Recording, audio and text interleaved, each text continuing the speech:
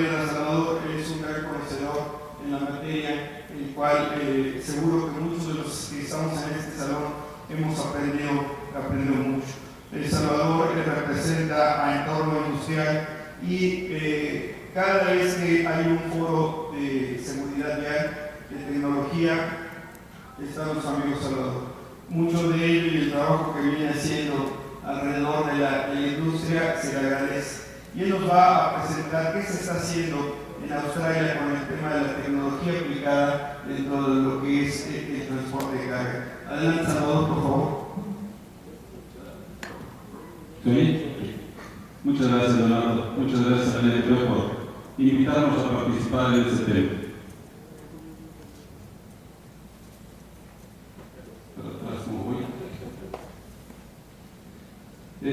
El tema lo he denominado control de vehículos de alta capacidad.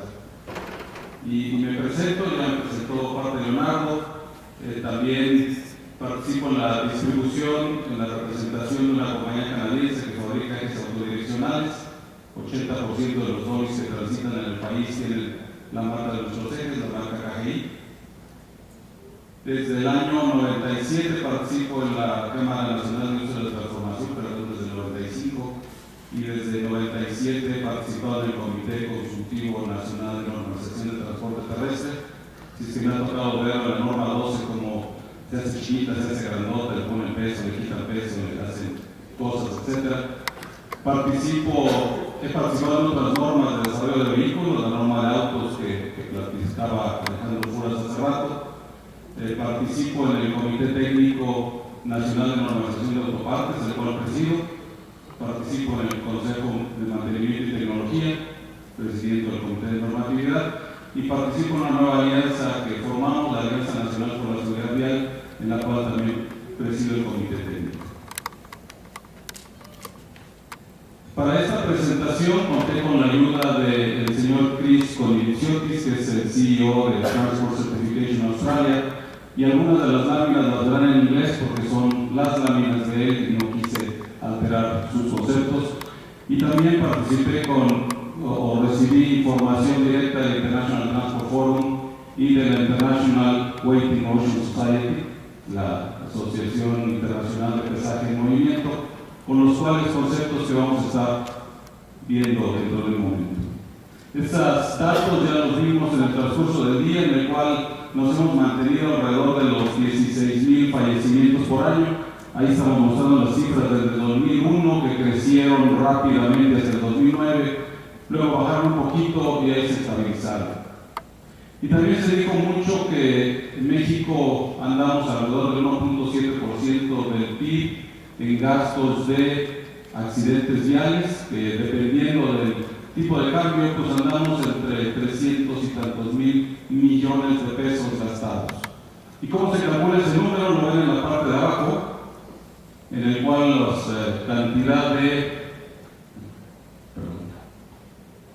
cantidad de fatalidades se multiplica por $400,000 cada una, y la cantidad de personas que resultan heridas se multiplica por $100,000, y esa suma nos da 18.7 mil millones de dólares cada año en costos por accidentes viales.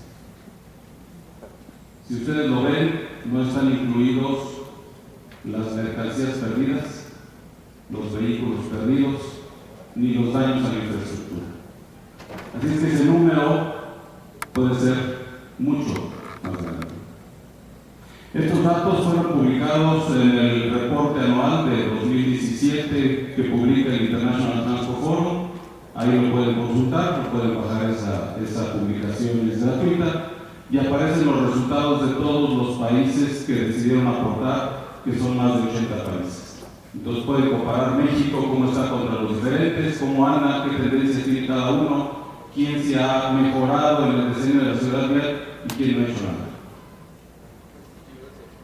¿De qué tamaño es el problema de los accidentes? Y aquí viéndolo también en el mismo periodo, del 2001 al 2016.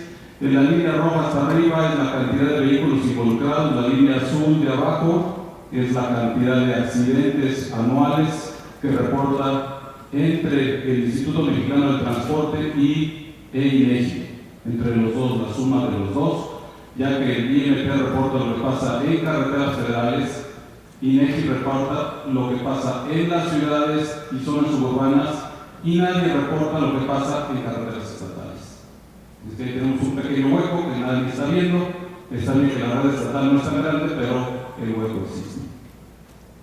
Los números no se los alcanzan a ver.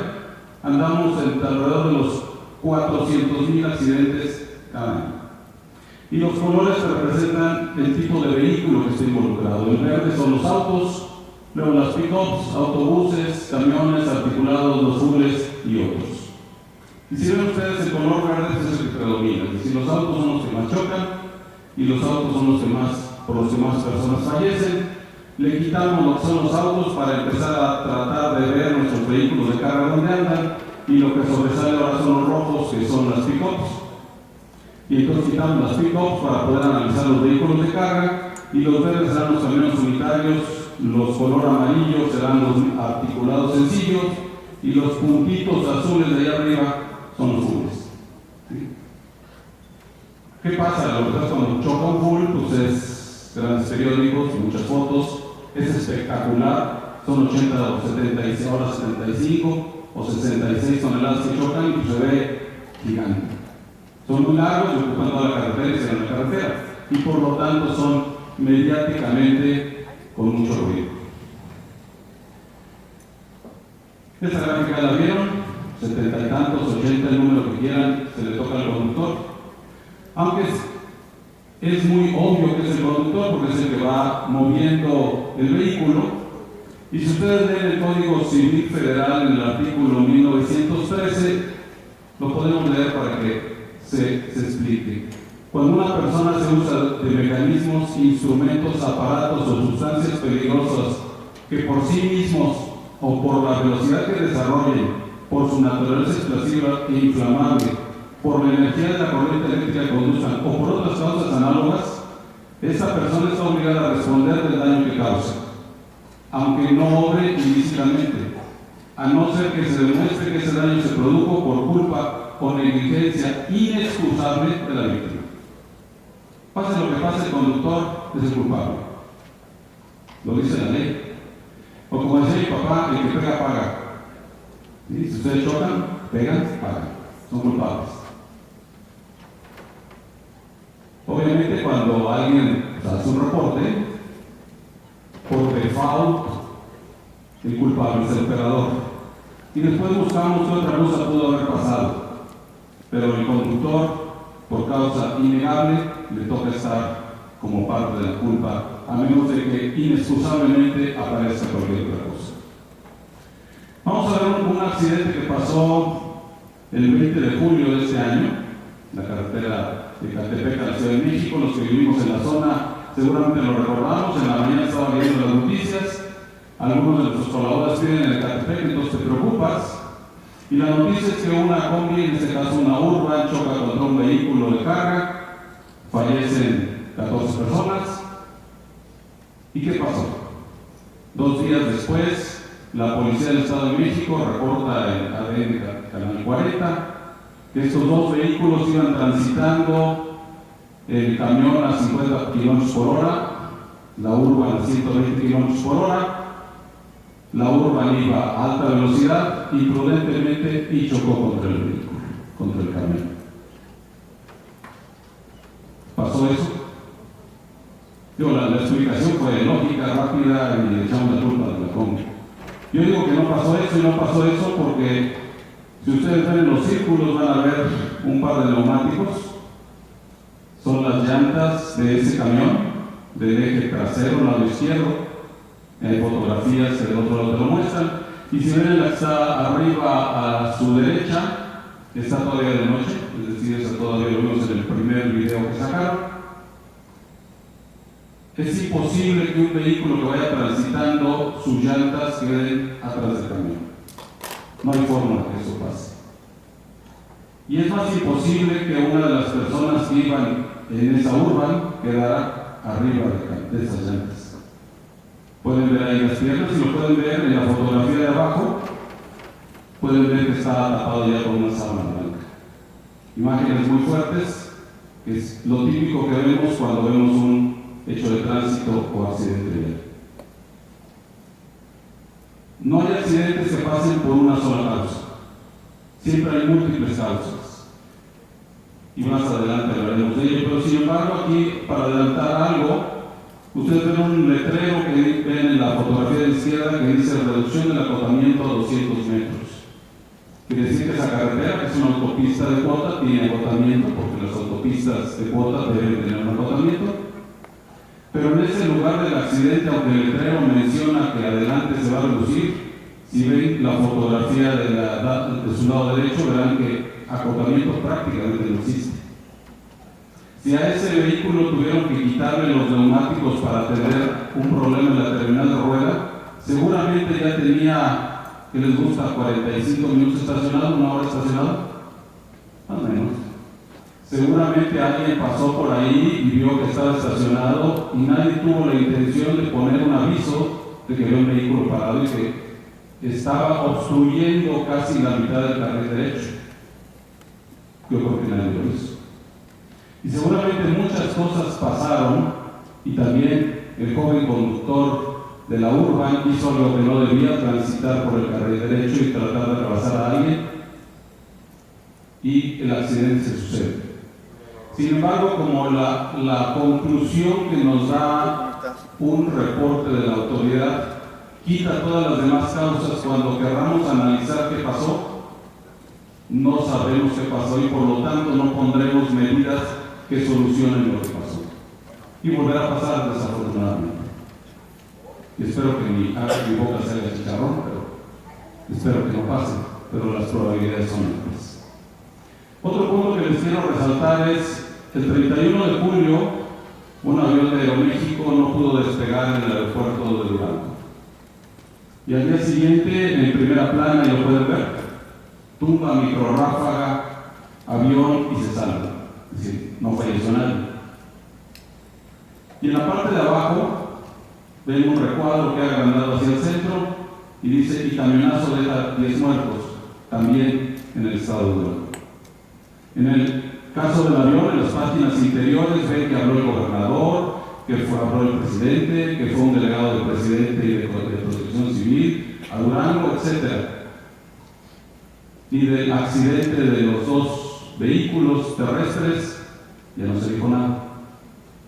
En la semana pasada, en el periódico salió que todavía el director de Aeronáutica Civil prometió que antes de que termine esta administración va a estar el resultado de las causas del accidente aéreo. Del terrestre ya no se dice nada, porque fallecieron ahí 12 personas. Me da la impresión que los accidentes carreteros, aún con víctimas mortales, son menos importantes que otros tipos de accidentes, aunque los otros tipos de accidentes no tengan fatalidades.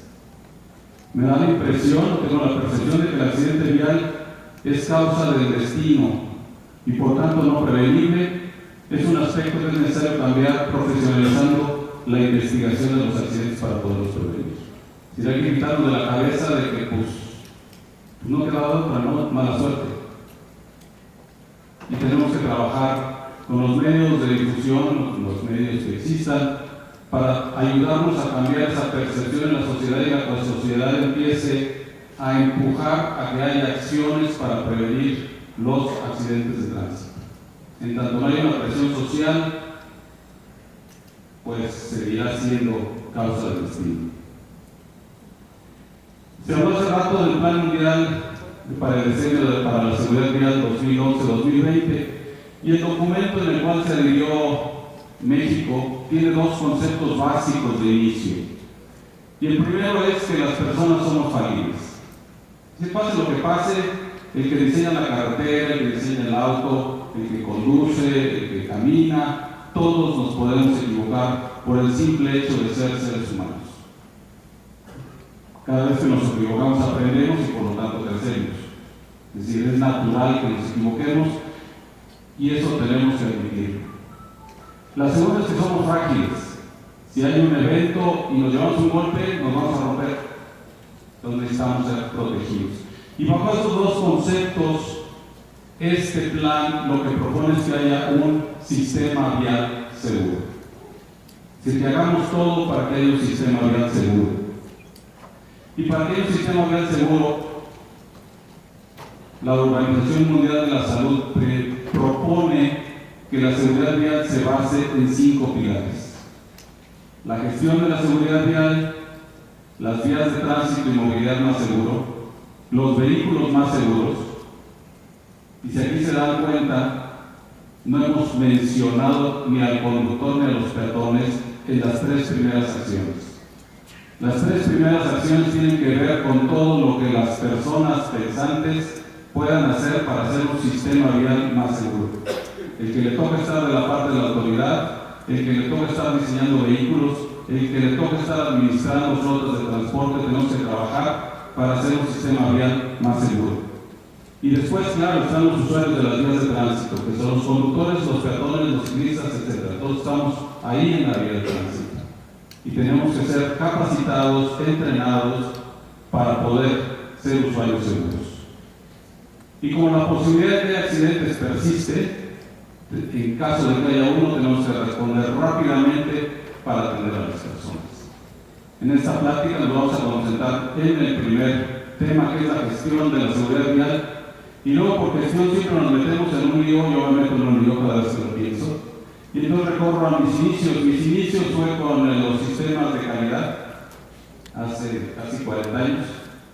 Empezaba a estar de moda el aseguramiento de calidad, y con ese tema estaba de moda lo que llamamos el círculo de Deming, que es un círculo de administración, que empieza siempre por planear, después ejecutar, controlar, actuar, si algo no salió bien, volver a planear y estar dando el círculo. Que si lo ves desde arriba es un círculo, y si lo ves perpendicular debe ser una elipse ascendente y continua. ¿Y qué es la gestión? La gestión va entre las 2 acciones de este círculo de planear y controlar.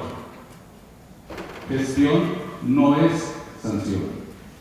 Gestión es qué es lo que haces para controlar que lo que planeas es lo que se ejecuta.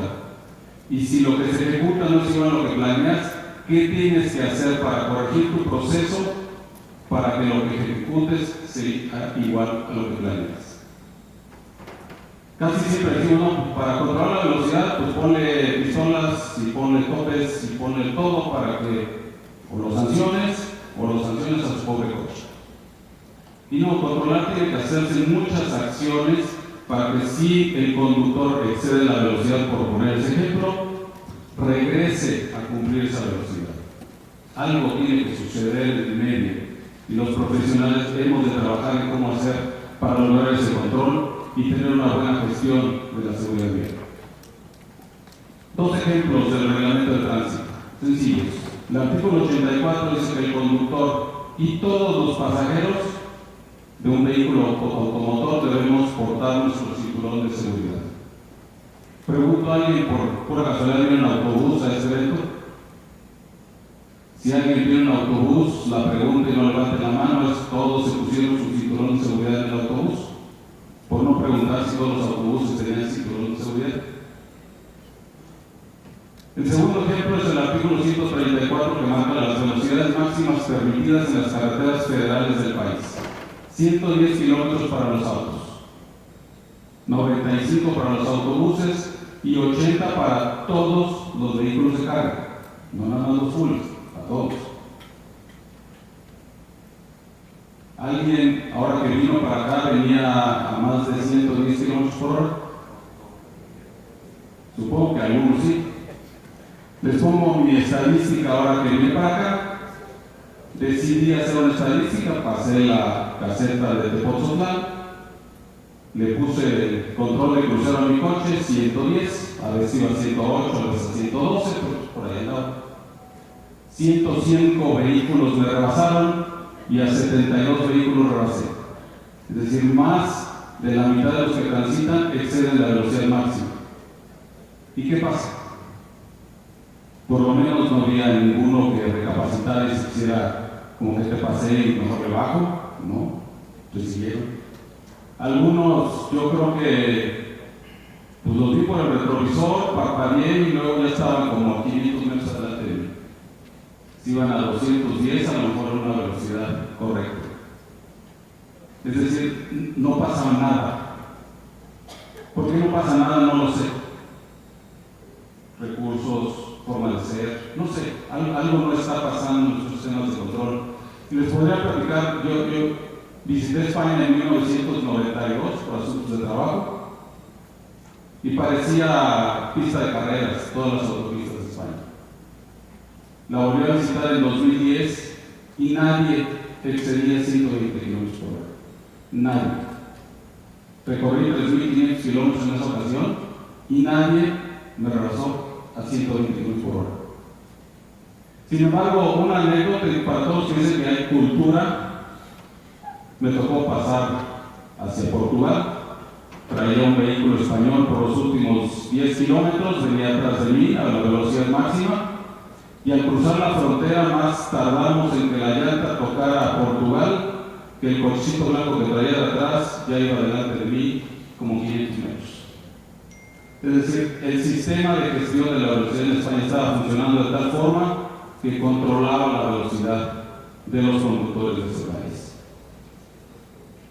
Entrando a nuestro tema, hablemos de acciones y programas que existen hoy en el mundo, y a raíz de la COP15 de París de cambio climático, al International Transport Forum se le encargó hacer algo, tomando en cuenta que las emisiones de los vehículos pesados son uno de los grandes generadores de gases de efecto invernadero, y formaron un grupo que se llama Descarbonizando el Transporte. ¿Qué hacer para que los transportes de carga emitan cada vez menos gases de efecto invernadero?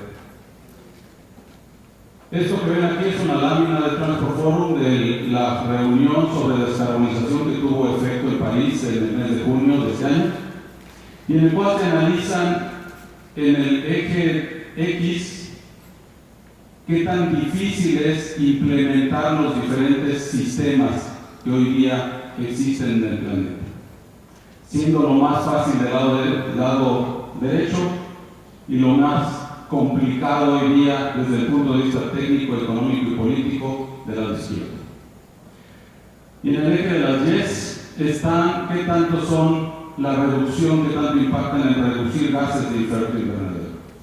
Y hay tecnologías como vehículos eléctricos para carretera o para ciudad, para transporte de carga, todo esto es transporte de carga, vehículos de hidrógeno, cambio de rutas, telemática, vehículos eléctricos e híbridos, electrificación urbana, diferentes conceptos vemos ahí.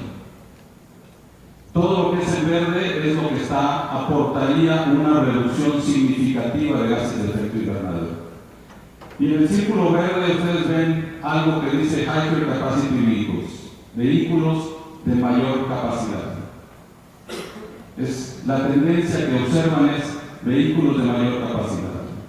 Y en vehículos de mayor capacidad, también en esa reunión presentaron esta gráfica en la cual la línea negra son los camiones unitarios, la línea azul son los tractocamiones sencillos, la línea verde son lo que le llaman ellos B-Trains o configuraciones dobles, categoría B, en la cual en el semirremolque delantero los ejes que harían la función de dolly van atrasados y sobre ellos se montan las quintas ruedas.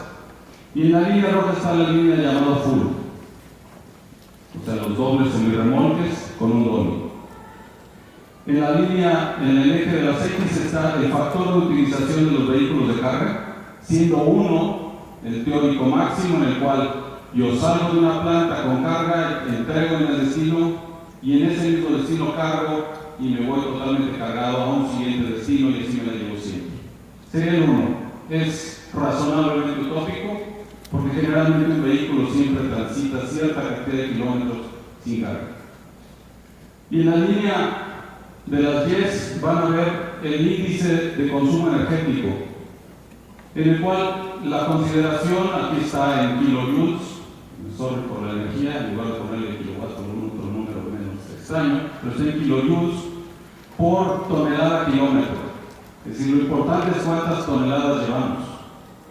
Es decir, si yo transito con un camión vacío no sirve de nada, tiene que llevar carga, para eso están hechos. Entonces, entre más lleno va el vehículo y por lo tanto su índice energético es mayor aprovechamiento por tonelada cargada y más lleno lo tengo todo el tiempo, menores gases de efecto invernadero voy a tener. Y en cualquiera de las circunstancias, la mejor opción es siempre utilizar lo que aquí está marcado como un doble semi-remolque. ¿Cuál es el espacio de tiempo que está viendo para lograr esto? Esto estamos hablando de Europa. Está viendo que para el 2020 tendrán analizado el sistema y que por lo menos hasta el 2045 estarán apoyándose en vehículos de alta capacidad antes de trasladarse a electrificaciones. Lo ven como un problema menos complicado para poder lograr el objetivo. También dentro del Transport Forum está trabajando un grupo sobre vehículos de alta capacidad y sistemas inteligentes de transporte. Y este grupo, que empezó a trabajar hace 3 años y cuyo reporte final lo estará presentando a principios del mes de octubre, tiene como participantes iniciales a Suecia, Finlandia, Dinamarca, Australia y Noruega. Y durante el proceso hasta el día de hoy se integraron Sudáfrica, Nueva Zelanda, los Estados Unidos, Francia y el Reino Unido. Y me pregunto, ¿y por qué los reyes de los fools no estamos ahí? ¿Ya qué pasa? ¿Qué pasó? Y aquí Leonardo no me dejará mentir con nuestra experiencia del año pasado, cuando México le tocó presidir esta organización, le tocó al secretario Esparza ser el presidente del International Transport Forum. Y no hubo un solo funcionario mexicano en ninguna de las presentaciones. No hubo la intención de nuestro gobierno mexicano de adherirse a este trabajo. Y si no tenía capacidad de hacerlo, decirle, oye Leonardo, ¿por qué no vas? Únete, represéntanos, lleva las ideas, discútelas, propon lo que hace México y escucha lo que hacen los demás para poder tener un sistema de transporte de vehículos de alta capacidad que sea eficiente.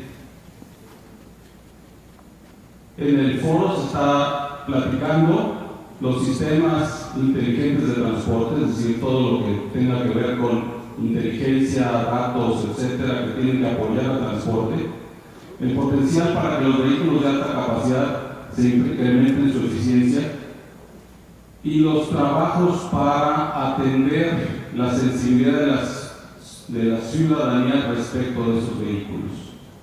Después de que en el 2006 en Alemania nos presentaron el proyecto Eurocombi, en el cual tenía 37% de incremento de longitud y 50% de incremento de peso. 2006 se presentó en Alemania como el proyecto Eurocombi y a partir de 2010 diferentes países de la Unión Europea adaptaron este sistema y se fueron hacia 60 toneladas desde las 40 toneladas que estaban utilizando. Una pregunta que siempre ha salido es qué pasa con los vehículos de seguridad, vehículos de alta capacidad respecto de la seguridad. La primera es que el país que adopta estos vehículos ha adoptado una visión cero en los caminos, de tal forma de que esté en su agenda política.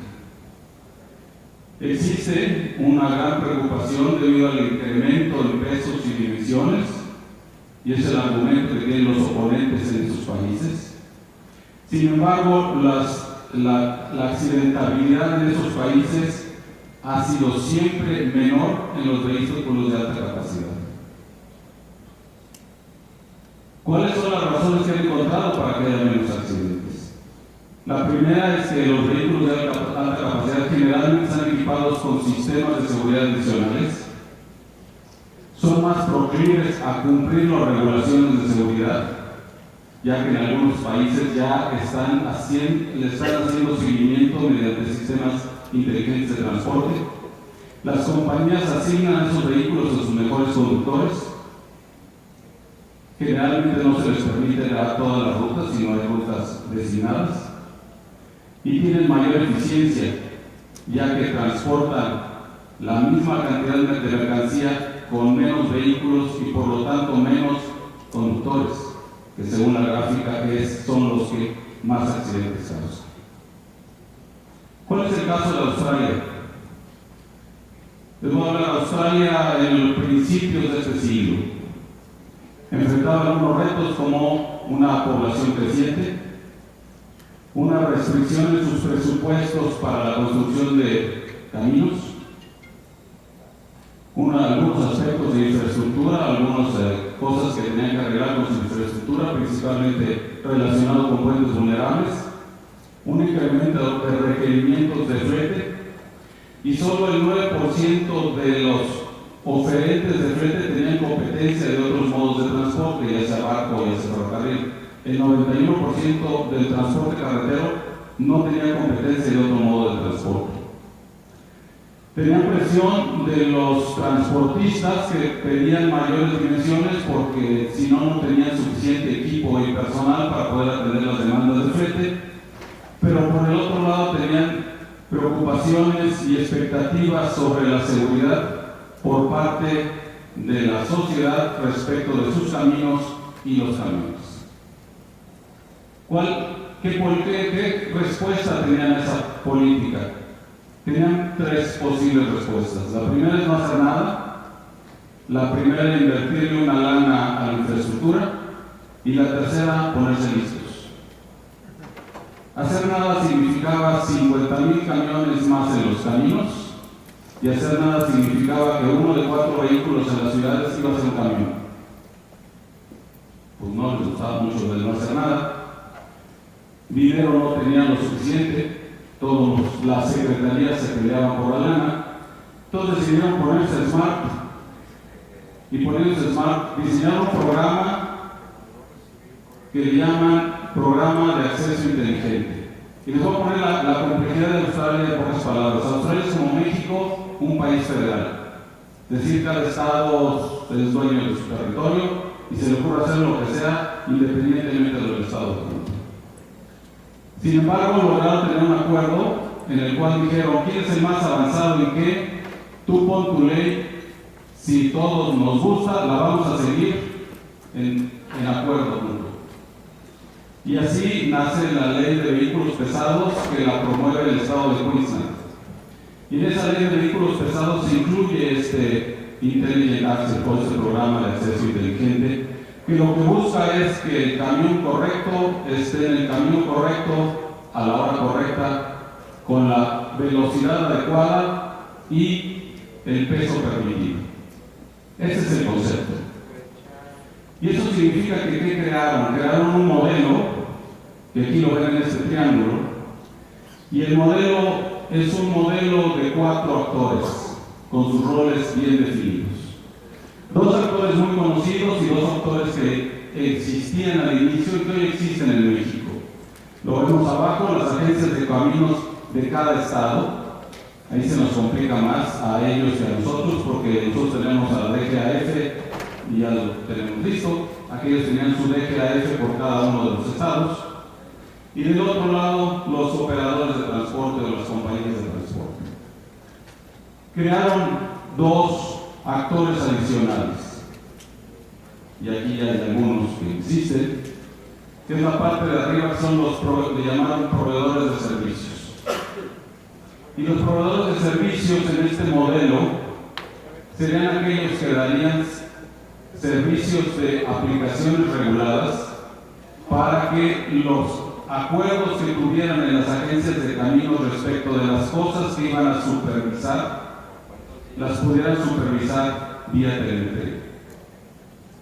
Es decir, dijeron: ¿qué quieren las agencias de caminos? Que sea obligatorio la velocidad, la distancia entre los vehículos, el peso, la ruta. Si tú pides un permiso de conectividad y requieres una ruta específica, la ruta, las condiciones por las que vas a transitar en la ruta, y eso se pone de acuerdo la agencia de caminos con los operadores de transporte, e involucraban a los proveedores de servicios de tal forma de que tuvieran algo con que monitorear y emitir alertas cuando no cumplían el acuerdo que habían tenido agencias de caminos y operadores de transporte. Y crearon un cuarto actor de este triángulo, y es el TCA o Transport Certification Australia, que es una agencia que le tocaba decir tu agencia de caminos emitiste una regla que se debe cumplir, tu proveedor de servicios tengo que verificar que cumples con la regla. Por ejemplo, dijeron vamos a permitir que tú me reportes tu peso. Ok, yo voy a poner unas básculas arriba del camión. ¿Cómo sé que esa báscula me va a reportar el peso que dice que está correcto? ¿Cómo sé que es correcto? ¿Dentro de qué rango? ¿Cómo sé que esa báscula no puede ser alterada en el transcurso del tiempo? ¿Cómo sé que la velocidad que me reporta el sistema de telemetría es cierta y dentro de qué rango? ¿Cómo sé la posición y por lo tanto la distancia de otro vehículo que me va a estar reportando el sistema de telemetría? Y en base a eso, hacer esos acuerdos y hacer ese programa que empezó a funcionar por allá del 2008, para el 2010 ya tenían operando control de ruta y control de velocidad.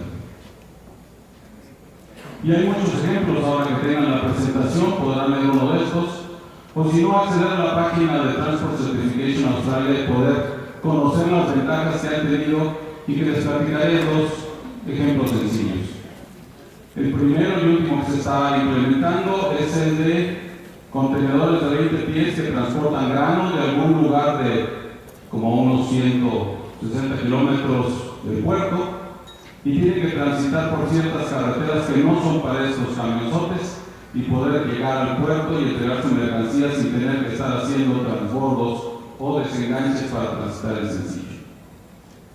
Adicionalmente, estos vehículos tienen que reportar su peso para que se les permita siempre y que la autoridad esté siempre seguro de que no exceden el peso ni total, ni por eje o por grupo de ejes. Y si estos vehículos no exceden el peso por grupo de ejes, sus puentes van a durar más, porque no hay incertidumbre de que van a excederlo grandemente. Sus puentes podrán ser construidos más económicamente, porque al no tener la incertidumbre, el factor de seguridad lo pueden bajar y por lo tanto pueden hacer puentes más económicos. Como poner esto cuesta dinero, al señor transportista le permiten transitar con 10 toneladas de peso adicional. Y entonces un punto de estos que hoy día se les permite 75 toneladas en Australia, si se adhieren al programa pueden transitar con 85 toneladas y con un máximo por eje o conjunto de ejes. Es decir, es ganar para todos los involucrados en la cadena de transporte. Esta es la ruta en la que operan entre la zona de agrícola y la zona del puerto de Brisbane. Otro ejemplo es el que tuvieron con un problema que sucedió con el acero hace unos 3 años. Hace 3 años más o menos el precio del acero se fue al sótano y consecuentemente el precio del mineral de hierro se fue al sótano.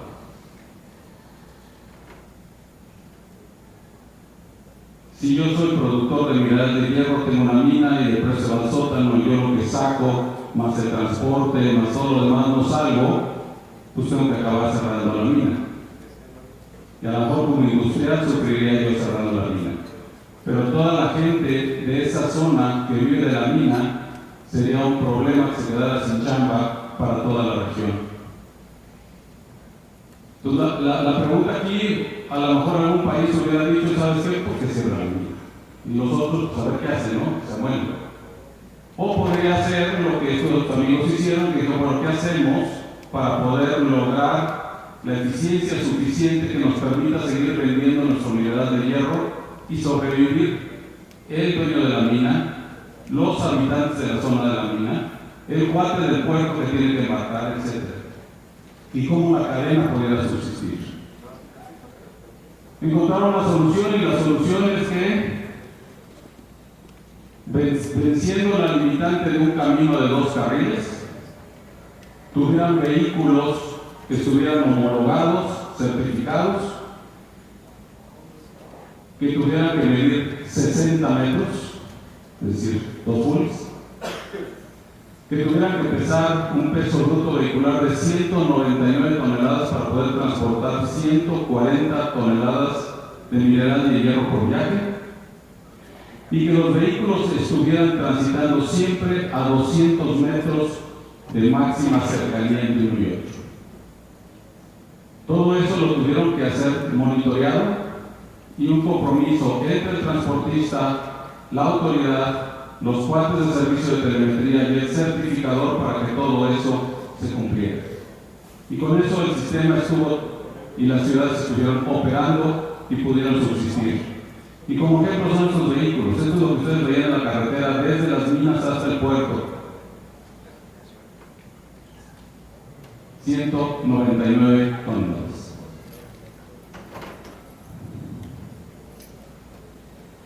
En accidentalidad, ¿cómo van? Los vehículos que son HPV o vehículos de alta capacidad han manifestado menor índice de accidentalidad por cada 100.000 kilómetros. Los convencionales, los articulados, andan sobre 72 accidentes cada 100.000 kilómetros, en tanto que los supervisados bajo el sistema IAP andan en 18. Y en los graves es 29 contra 7. Es decir, ha sido muy eficiente tener ese tipo de control para la seguridad en los caminos. No solo para la productividad, pero también para la seguridad. Como ejemplo, en el equipo de pesaje, lo que hacen es ponerle sistemas de pesaje en cada uno de los conjuntos de ejes. Y con eso tienen dos ventajas. La primera es que pueden reportar el peso total de la configuración, el peso por eje, y pueden saber qué vehículos son los que están enganchados en todo momento. Por lo tanto, pueden saber si ese vehículo está homologado o no está homologado. Y como dijimos, solo los vehículos homologados pueden acceder al programa. Y solo las básculas homologadas pueden acceder al programa. Y en el programa lo que tienen que hacer es, una vez que armaron esta configuración, la cargaron antes de salir a la carretera, el señor operador le aprieta un botón y le transmite el peso a su planta y a la autoridad. Y la autoridad sabe que ese vehículo está transitando con el peso autorizado y lo deja transitar sin parar. Le ahorra tiempo. Respecto de los objetivos iniciales que lograron, mediante el IAP lograron utilizar el camino correcto. Mediante el IAP también lograron hacerlo en el tiempo correcto. Mediante el sistema de cumplimiento de velocidad lograron que transitara a la velocidad permitida, y mediante el sistema de monitoreo de pesaje a bordo lograron que los camiones transiten con el peso permitido. Muchas cosas no está haciendo Australia en ese camino. Es decir, lleva alrededor de 12 años en ese camino y va a seguir hacia adelante. Tenemos la oportunidad de alcanzarlos. España ya está haciendo algo. Nos sirvieron una noticia que se publicó hace un par de semanas, en el cual, en el caso de SEAT, en España se están yendo a transitar con configuraciones de 31.7 metros y 70 toneladas. Y quiero que lo comparemos con la España de la primera vez que fui, del 1992, en el cual las longitudes eran de 18.75 y los pesos de 40 toneladas. Significa incrementos de 69% en longitud y 75% en peso. Es decir, que el camino que los países desarrollados están siguiendo es irse hacia vehículos de mayor capacidad, pero bajo ninguna circunstancia de menor seguridad. Es mayor capacidad y mayor seguridad. Hoy en México, el Canacintra, por eso les platiqué que también fue emitido en ese libro, preside el Comité Técnico Nacional de Normalización de Autopartes. Y bajo este comité decidimos empezar a traducir las normas ISO 15638, que son las que establecen la arquitectura para tener en México un sistema de aplicaciones telemáticas para vehículos comerciales de carga regulados. Es decir, lo que hizo Australia, que fue ese triángulo que vieron hace rato, la comunidad internacional vio que era una buena idea y lo convirtió en norma ISO. Hoy día ya existe la norma ISO desde el año 2012. En ese año la acordó. Y la norma ISO se basa exactamente en el mismo triángulo. Y en ese mismo triángulo, en el lado de los proveedores de servicios y en el área de los usuarios, hay todo lo que se llama una cadena de responsabilidad. Porque para cada una de las actividades hay muchas cosas que hacer. Hay el proveedor de los servicios de telemetría, pero el proveedor de los equipos, el proveedor de los camiones, que a veces se ponen los equipos, el que da el mantenimiento de los equipos, el que hace la instalación, todos tienen una responsabilidad. Y en el caso de los usuarios, lo mismo, el conductor es el que cede la velocidad, no precisamente el dueño del vehículo, y a veces el dueño del vehículo no es el que lo mueve, sino que lo renta para que otro lo mueva, y el que sujeta la carga no es el chofer, sino es una empresa tercera que es la que sujeta la carga. Entonces, paralelo a haber hecho esto, generaron un sistema de cadena de responsabilidad de tal forma de que al poner el sistema en funcionamiento se pueda hacer que cumpla el que deba que cumpla, y no cualquiera. El ISO 15638 se convirtió no solo en un estándar, sino en una serie de estándares. Hoy día hay 17 estándares publicados y tienen que ver con operación, tienen que ver con una plataforma informática común, con las regulaciones aplicadas, con los datos genéricos del vehículo, con tacógrafos remotos, con sistemas de acceso al control remoto. Me quedan un minuto según veo. Algo se puso extraño. Está acá. Va afuera.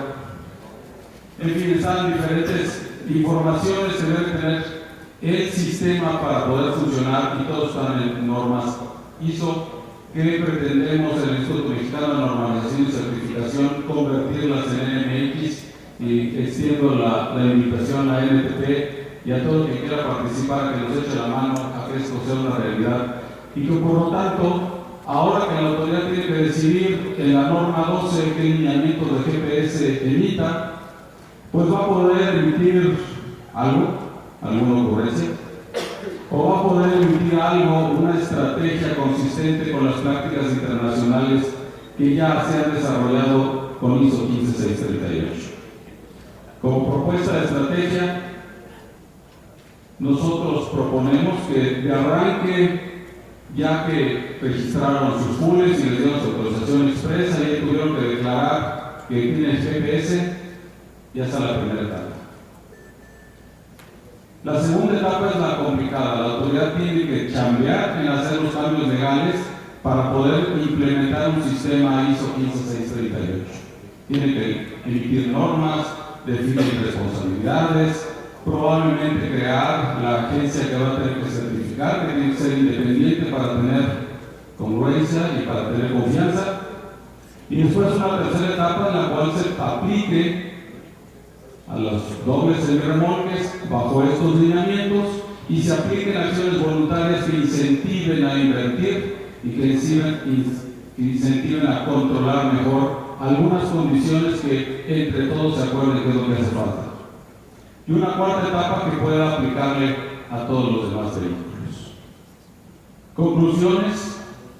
La tendencia en el mundo es irse a vehículos de mayor capacidad para reducir las emisiones contaminantes, reducir el consumo de energía por producto transportado, reducir el costo del transporte, paliar la escasez de operadores y mejorar la seguridad vial.